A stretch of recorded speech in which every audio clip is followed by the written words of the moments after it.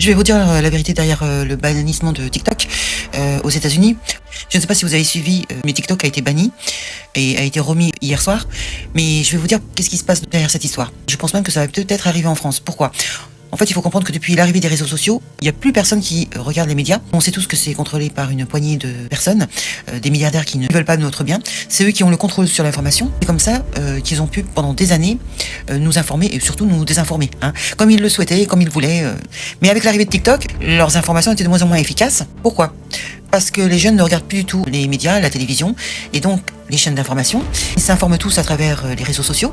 Cette poignée de personnes qui contrôlent les médias, comme ils ne peuvent pas contrôler individuellement chaque créateur de TikTok qui possède un téléphone, et bien ça fait qu'ils ont plus du tout le contrôle sur l'information. Tout ça, ça a eu des répercussions, notamment dans un certain conflit que vous connaissez tous.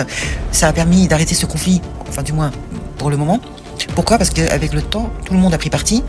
On a tous dénoncé cette injustice, surtout certains créateurs qui ont des gros comptes et qui ont énormément d'influence et qui ont fait des dons. Le sujet de tout ça, ça a permis de créer de l'engouement, une certaine pression sur des pays qui ont dû publiquement dénoncer cette injustice. Mais tout ça, ça n'aurait pas pu être possible sans les réseaux sociaux, et notamment Twitter.